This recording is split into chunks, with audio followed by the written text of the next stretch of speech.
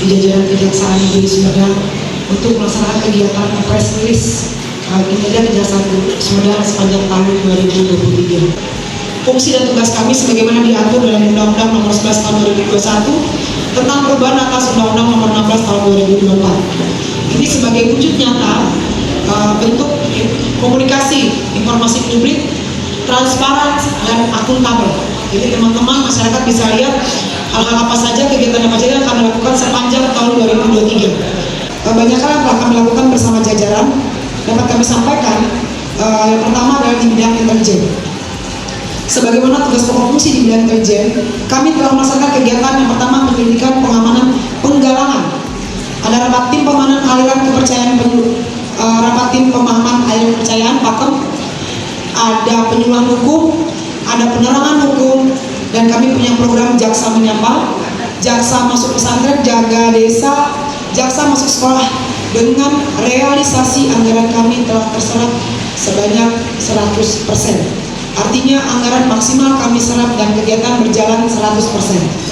Nah, untuk publikasi berita mungkin kemarin kita agak miss, itu sudah kita upload di seluruh akun sosial media Kejaksaan Negeri Sumedang.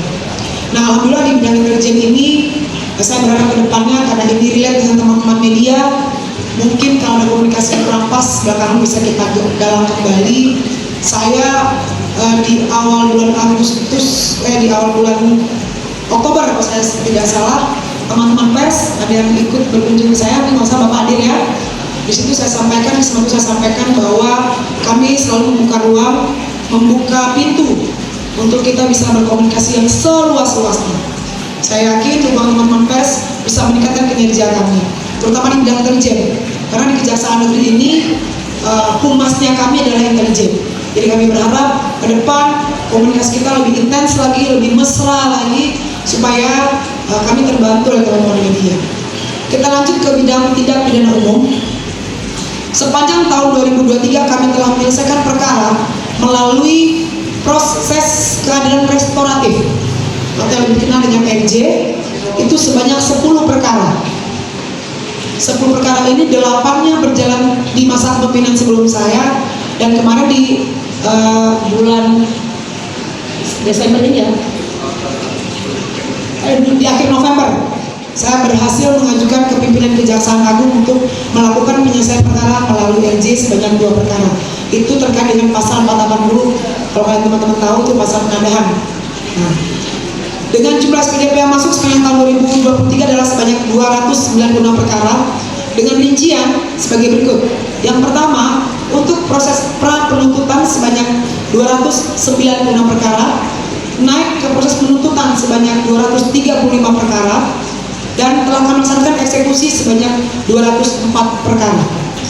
Jenis perkara dan jumlah perkaranya adalah sebagai berikut.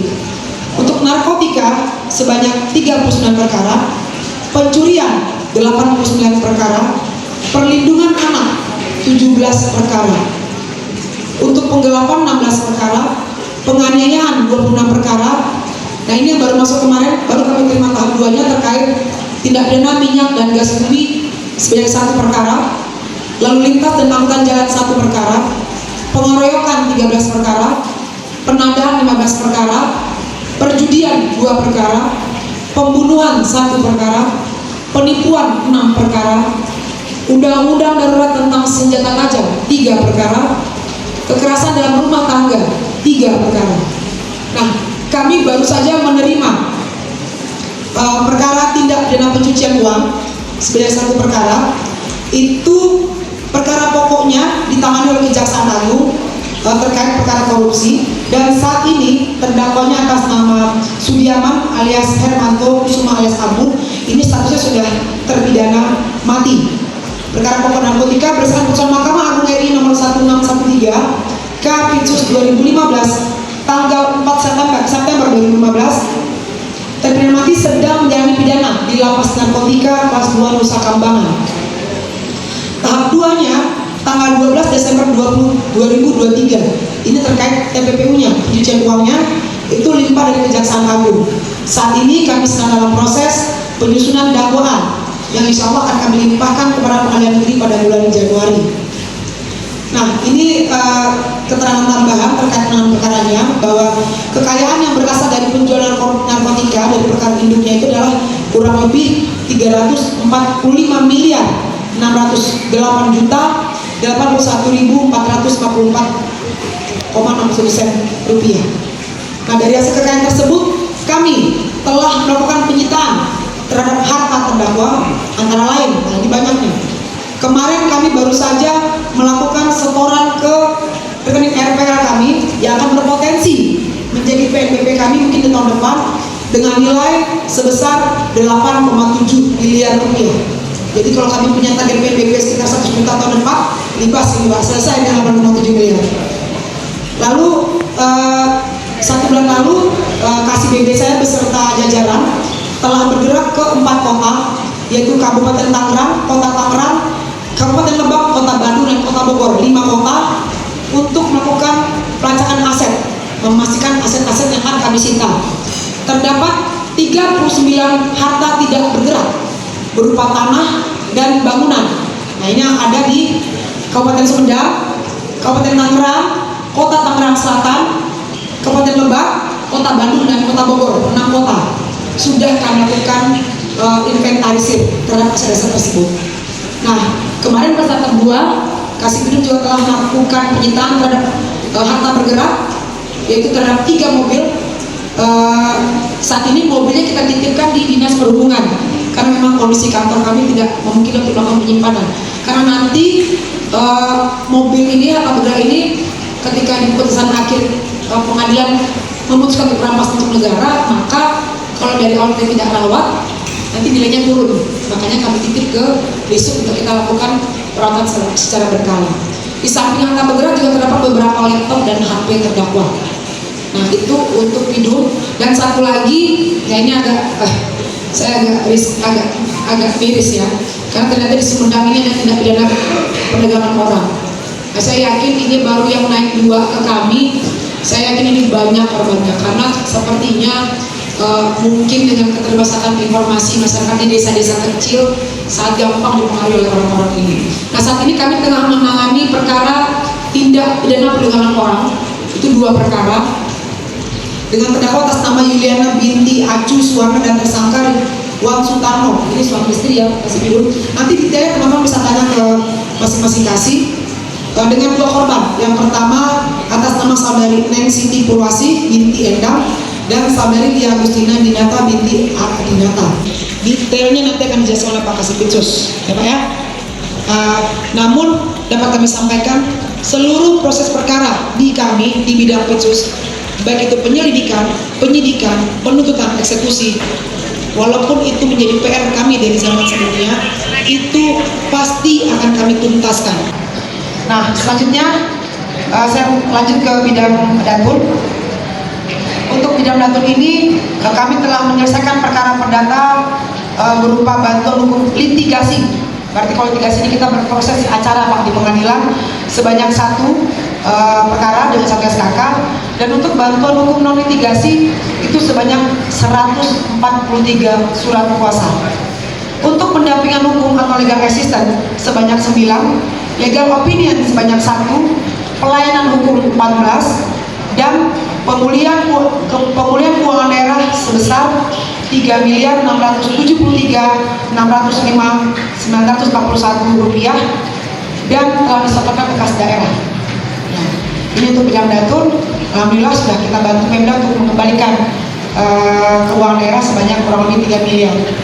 Untuk bidang barang bukti dan barang rampasan telah dilaksanakan kegiatan eksekusi, pemusnahan, dan pemeliharaan, serta kami telah memperoleh pendapatan hasil penjualan barang rampasan atau hasil sitaan dan telah kami setorkan ke kas negara sebesar 148.660.000 rupiah, yang terdiri dari yang pertama itu lelang elektronik atau close bidding tanggal 14 Maret 2023 dengan total PNBP senilai 101.680 juta rupiah. Untuk penjualan langsung, kami juga dapat melakukan penjualan langsung dengan nilai tertentu. Kami diberikan mandat untuk dapat melakukan penjualan langsung, namun tetap melalui koridor-koridor kami tetapkan, di mana penetapan nilai barang rampasan dan sitaan tetap melalui KPKL atau pihak terkait.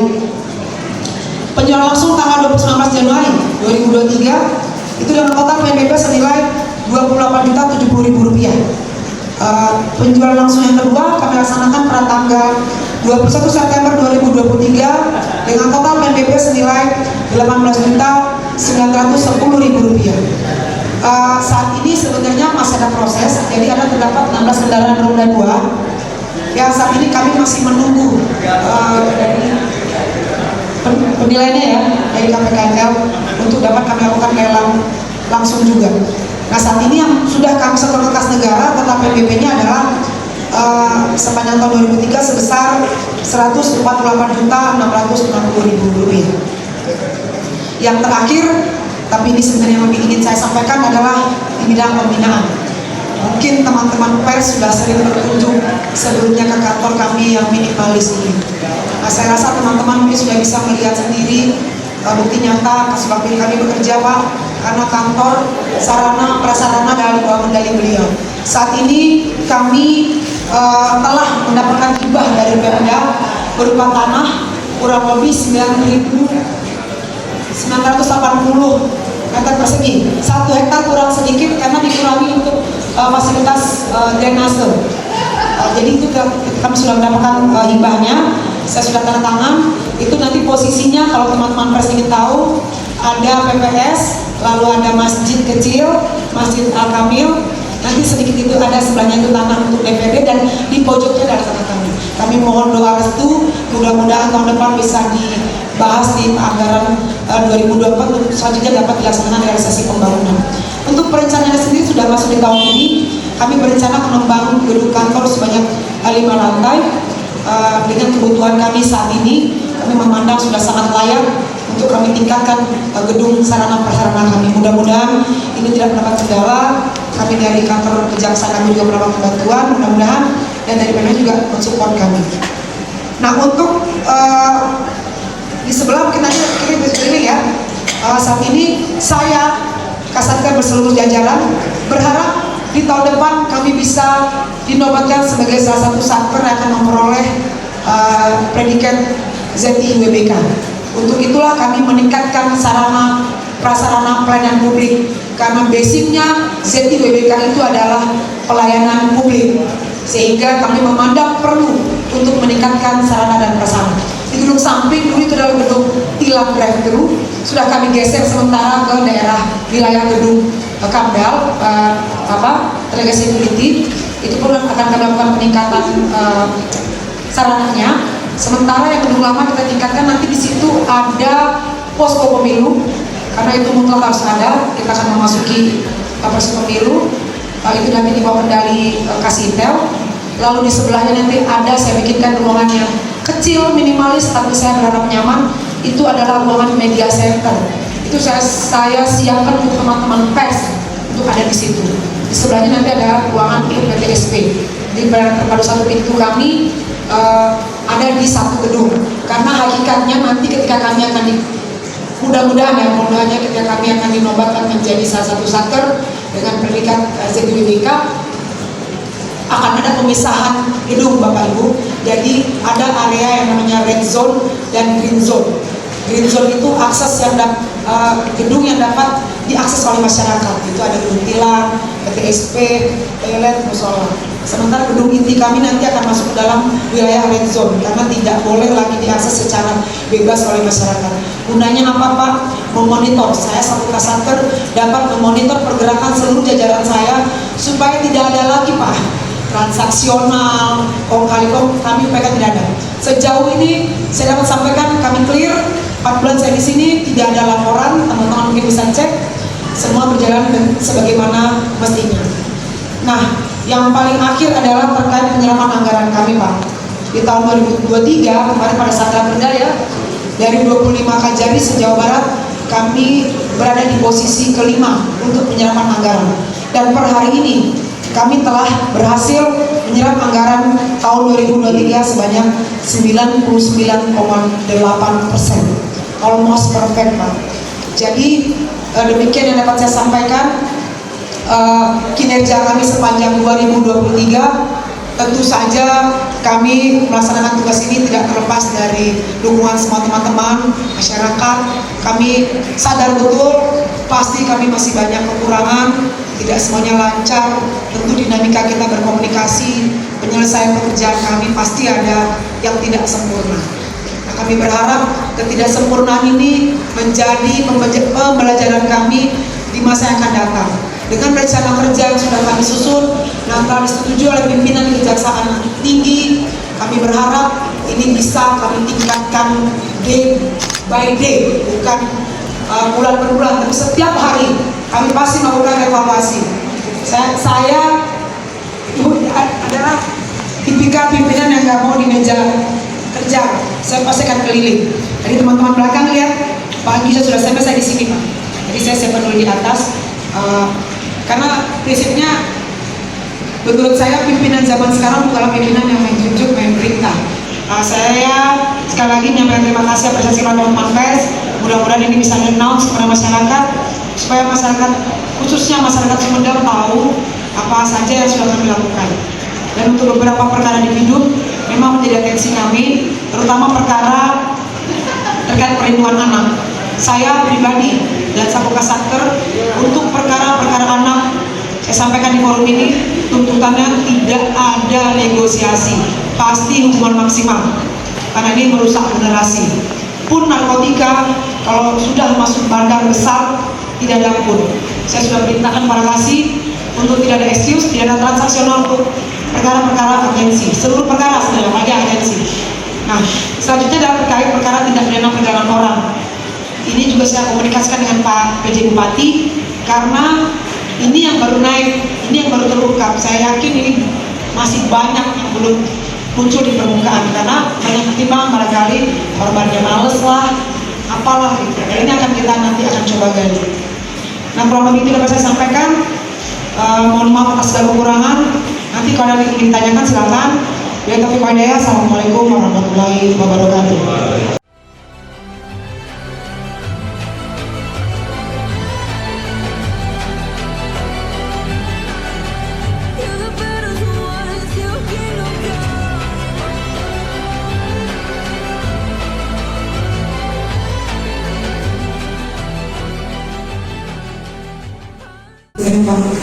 Ini kan nanti bisa Bapak angkat, nanti materi kami kasih, ada videonya Pak. Jadi kalau saya boleh cerita sedikit, kenapa saya minta kasih video untuk mengajarkan perkara ini. Jadi perkara pokoknya adalah pencurian. Pencurian dengan 3 orang pelaku. 3 orang pelaku, di mana perkara pokok sudah jalan. Nah, perkara pokok ini penadah utamanya ada Pak, 480, satunya ada.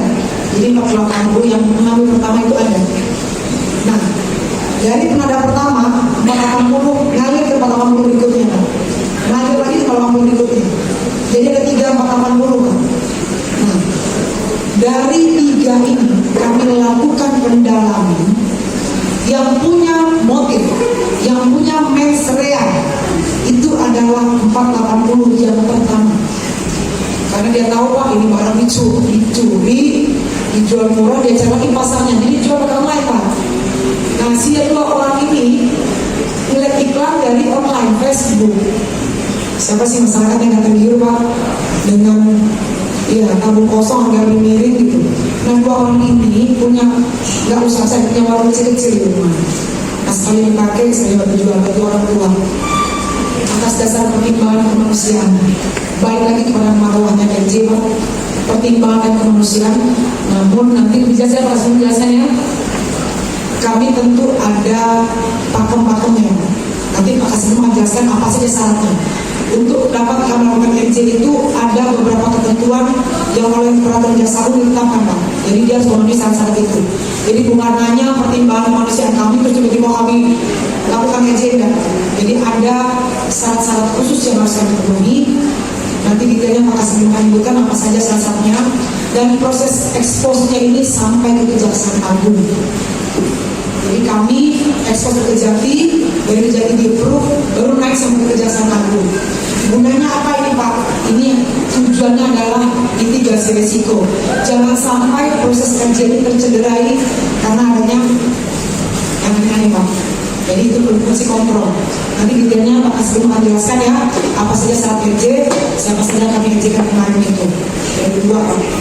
Kawan-kawan, ada sebagian Bu izin yang sudah kenal dengan saya Bu sebelumnya. Jadi udah beberapa mungkin udah kenal Bu dengan saya.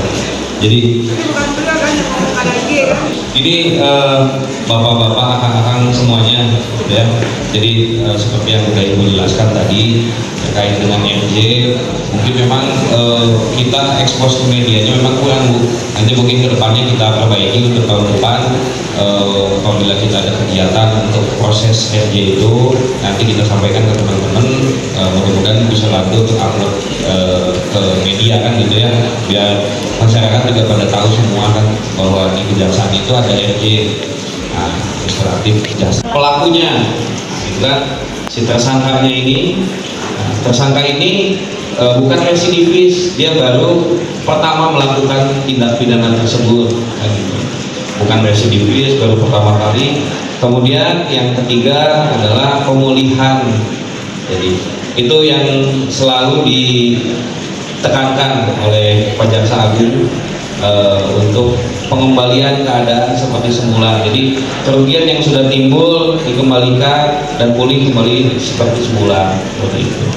Nah, jadi itu perkara yang sudah kita RT-kan di zaman Ibu Kajari dan saya, mungkin itu ada baru dua Bu, Pak, karena waktu juga sudah akhir tahun, mungkin kedepannya nanti di awal tahun kita ini lagi lah, kita gas lagi untuk lebih. Nah izin Bu, ada tambahan Ibu mungkin sedikit ini buat teman-teman media juga. Ibu, kita belum menyampaikan bahwa kita ada undang-undang ITE terkait dengan judi online. Judi online ada yang masuk ke kita, mungkin saat ini tahapnya masih tahap 1 penelitian berkas perkara. Mungkin di awal tahun bisa ada keputusan dari jaksa penelitinya untuk P21. Mungkin nanti kita sidangkan. Izin mungkin Ibu dari saya, terima kasih. Berganti semua sudah mutasi sehingga kami membentuk bukan jadi membentuk tim penyidik yang baru dan akan melakukan evaluasi terhadap hasil penyidikan yang sudah ada. Kemudian secepatnya akan kita ambil sikap. Mungkin seperti itu penegasannya. Kemudian terkait dengan Bendungan Cipanas, seperti tadi yang sudah disampaikan bukan jadi, mohon doa restu juga dari teman-teman media sekalian supaya kami dapat menuntaskan dengan segera penyidikan yang sedang kami lakukan terhadap juga namanya tidak pidana korupsi dalam pengadaan tanah di Desa Cirayung, Kabupaten Sumedang, sehingga kami dapat pintu masuk yang baik untuk mengungkap adanya kegiatan-kegiatan mafia tanah di wilayah Sumedang ini. Mengingat mafia tanah ini merupakan salah satu perintah direktif Presiden yang juga sangat diatensi oleh Pak Jaksa Agung, sehingga kami fokus untuk menyelesaikan permasalahan yang ada di sini. Kemudian terkait dengan ekspor perkebunan Jatinangor, Pak Aceng sebetulnya ini timbul juga pada saat melakukan penyidikan pengadaan tanah di Cirayung, kami melakukan diskusi dengan teman-teman di lintas pembicaraan dan sebetulnya ada wacana untuk membentuk satu tim khusus yang memang terfokus untuk menata kembali di kawasan Jatinangor. Nah ini sudah kami sampaikan ke pihak pemerintah daerah juga sudah kami sampaikan ke pihak pengadilan agar ke depan sudah ada satu data tertentu yang memang menjadi pegangan untuk masyarakat dan pemerintah untuk mengambil sikap dalam setiap adanya permasalahan tanah. Seperti kita tahu bersama di Sumedang ini banyak sekali gugatan-gugatan yang padahal sebetulnya kalau kita dalami datanya itu sudah jelas, sudah real gitu. Sehingga dari awal tidak perlu berproses panjang lebar, sudah bisa dilakukan penentuan sikap dari awal kepemilikan tanah tersebut. Kami juga akan mungkin juga tim tersebut akan berkoordinasi atau menggandeng juga dari pihak BPS agar ada juga satu data dalam hal ini mungkin sebagai contoh itu antara peta bidang atau peta rinci dengan peta bidang tanah yang di BPN itu bisa berbeda, Pak. Sehingga kita harus bisa menyatukan ini gitu.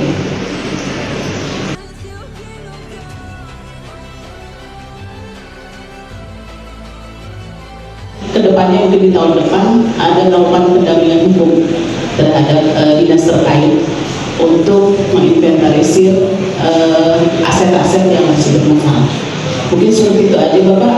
Mudah-mudahan kedepannya aset-aset yang bermasalah tersebut bisa terselesaikan kedepannya dan sudah jelas aturan hukumnya, dasar hukumnya juga. Terima kasih. Assalamualaikum warahmatullahi wabarakatuh. Ingin menambahkan bahwa Kejaksaan Negeri Sumedang, kami semua yang hadir termasuk pimpinan kami Bukajari ini relatif masih baru hadir di sini. Kami masuk dengan kondisi sarana prasarana yang memang kurang pas lah untuk kami bisa melakukan peningkatan kinerja. Makanya dalam beberapa bulan terakhir, alhamdulillah sedikit demi sedikit sinergi dengan pemerintah daerah, alhamdulillah baik. Kami mendapatkan bantuan untuk membuat gedung pelayanan terpadu satu pintu yang baru di samping. Menyambung dari yang disampaikan oleh teman-teman atau rekan-rekan yang lain terkait dengan komunikasi dan koordinasi yang memang kurang berjalan dengan baik, kami harapkan di awal tahun dengan adanya sarana dan prasarana media center, kami buka 24 jam. Saya bujangan di sini. Jadi nanti saya temenin, karena saya senang ngopi sampai jam 2, jam 3 pagi itu saya biasa dengan Pak Kasubditsus. Makanya nanti gedung atau tempat media center yang sedang kami buat, insya Allah di awal tahun ya Bukajari, insya Allah akan dapat berfungsi. Kami terbuka 24 jam, di sana nanti akan kami siapkan monitor, akan kami siapkan semacam running kegiatan untuk setiap bidang untuk dapat bisa dipantau oleh teman-teman semua. Dan itu ada operator satu untuk mengupdate setiap kegiatan yang dilakukan di bidang pidana umum, di bidang pidana khusus, di bidang intelijen, dan di bidang perdata dan tata usaha negara. Semua yang berkaitan dengan pelaksanaan atau penunjang kinerja dari rekan-rekan bidang yang lain, karena kebetulan bidang yang saya naungi ini bidang pembinaan, mendukung atau supporting untuk sarana dan prasarana kinerja bidang-bidang yang lain. Jadi kami harapkan Bapak Ibu, atau tidak ada ibu ya, bapak-bapak semua kalau mau begadang, mau nongkrong di media center kami siapkan 24 jam. Saya atas nama Kasatker beserta seluruh jajaran mohon doa, mohon dukungan dari teman-teman pers. Baik, bisa sampaikan sekiranya ada yang kemarin yang kurang pas, ayo bersama-sama ke depan kita perbaiki guna kemaslahatan umat, supaya pejabat masyarakat, teman-teman juga bisa memberikan kontribusi kepada kita daerah termasuk kami. Itu ya yang kami sampaikan untuk kegiatan hari ini. Jika ada yang kurang berkenan, kurang pas, kurang tempatnya, kami keluarga besar Kejaksaan Negeri Sumedang mohon maaf. Semoga apa yang kita lakukan ini dicatat sebagai pahala Allah Subhanahu wa Ta'ala dan membawa kebaikan buat kita semuanya. Saya tutup dengan wabillahi taufiq wal hidayah. Assalamualaikum warahmatullahi wabarakatuh.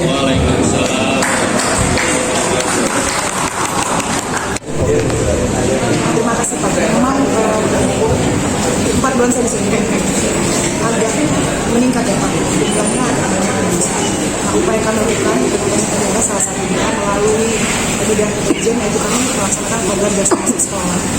Di situ kami memberikan edukasi Pak, tidak hanya kepada anak, kepada guru, di samping juga misalnya kepada orang tua, bahwa kita memberitahukan tindak pidana kekerasan terhadap anak atau punya anak itu meningkat di situ.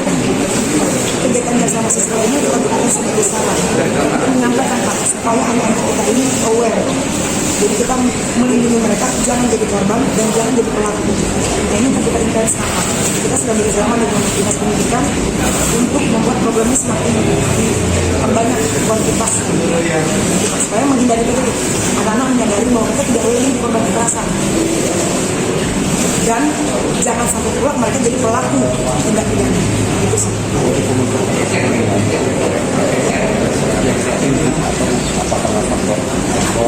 Ya, ini saya pernah waktu itu hadir sekali di SMP di daerah Tanjung Sari, ada satu. Jadi kalau kami Pak, saya sendiri itu memberikan materi untuk dasar siswa itu adalah ngobrol Pak, diskusi. Dari situ kita bisa melihat bisa mana sih yang terjadi. Tapi pertanyaannya nggak akan, apakah pernah diundung, pernah dibully? Pastinya akan menjawab. Saya bilang, siapa yang pernah ngajakin dipanggil kurus, siapa yang panggil hitam, muncul Pak. Dia perempuan itu adalah bagian dari anak-anak itu. Jangan sampai kalian menjadi orang karena kok disebutkan dari mana? Sebenarnya pas saya melihat meniru Pak. Saya di pemberitaan, makanya saya melihat teman-teman media yang ada visualnya ketika memberikan sesuatu itu jangan hanya sisi negatifnya saja Pak. Misalkan jadi tindak pidana pembulian, yang muncul itu anak yang dibully materinya. Kita itu copy paste anak itu Pak. Jadi kita punya kewajiban memberikan edukasi Pak. Jadi kalau pemberitaannya terjadi tindak pidana pembulian, jangan materi bulinya lagi, tapi sudah terjadi apa yang mau kita angkat, jangan sampai terjadi lagi. Jadi itu Pak, sebenarnya kalau orang-orang SMP yang sekarang itu lebih kepada copy paste sih Pak. Mereka melihat, oh lagi rame nih, lagi viral nih, coba. Jadi kalau dari sisi media sosial ya pasti ada pengaruh pasti. Karena kan menirunya itu dari berbagai media Pak, langsung nonton atau memang mereka pengen coba-coba. Itu sih.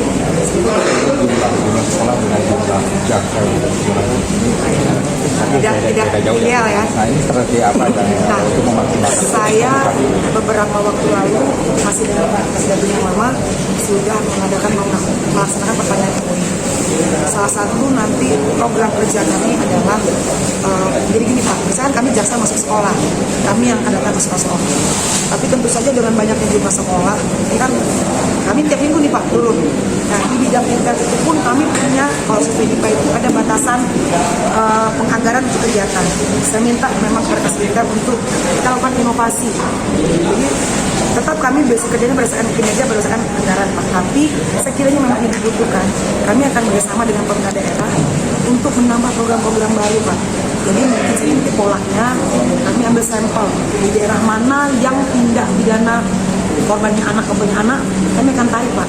Kita warganya itu tidak hanya sama sekolah, kita tempelkan kegiatan Pemda, misalnya ada pengumpulan APC kah atau apa, kita kolaborasikan Pak, sehingga program yang pemerintah daerah jalan kami bisa selipkan di sini. Berapa kali saat ini 17 perkara anak.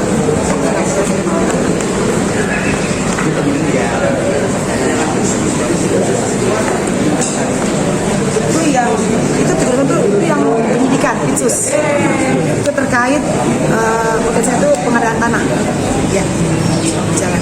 Nanti kalau itu akan kami laksanakan tahap berikutnya, karena saat ini kita sampaikan ya, saat ini kami sedang menunggu hasil pengumuman dari DPKP Jawa Barat karena memang akhir tahun sangat banyak permintaan, jadi kami sudah antrian, insya Allah sudah dijalankan awal Januari. Itu pun kami sudah koordinasi dengan pimpinan Kejaksaan, ini akan dibantu oleh teman-teman auditor dari Kejaksaan. Begitu nilainya keluar Pak, tidak mengungkap, tapi kami ingin memastikan ini memang sudah fix di situ, baru kita akan melakukan langkah selanjutnya untuk penetapan tersangka. Boleh. Soal kasus jadi nama tapi ini kalau nggak salah kan Pramuka ditangkap oleh ya. sama terus sementara TKN sedang mengabulkan gugatan redaksi gugatan. Nah ini progresnya terbaru gimana? Nah ini terkait dengan perkara Itsus kami tadi, itu yang keperdata ya, yang jadi sebenarnya kalau cairan konsinyasinya, legal isu yang masuk ke kami saat itu adalah apakah pihak manakah yang akan memperoleh konsinyasi tersebut. Secara itu kami jawab ya, sampai saat itu bahwa pihak yang berhak atas uang konsinyasi itu adalah pihak yang dimenangkan oleh pengadilan. dan dinyatakan oleh menang pengadilan. Teman-teman nonton pasti tahu saat ini perkara perdatanya masih berproses, masih berjalan. Itu di luar kewenangan kami, karena itu antara pihak tergugat dengan tergugat. Kami dilibatkan secara institusi. Nah, namun demikian tetap jika ada permohonan kami dari institusi terkait, misalnya BPN dulu menanyakan kembali, kami akan jawab. Saat ini yang perkara perdatanya tidak melibatkan kami. Itu dengan cara penggugat masyarakat dengan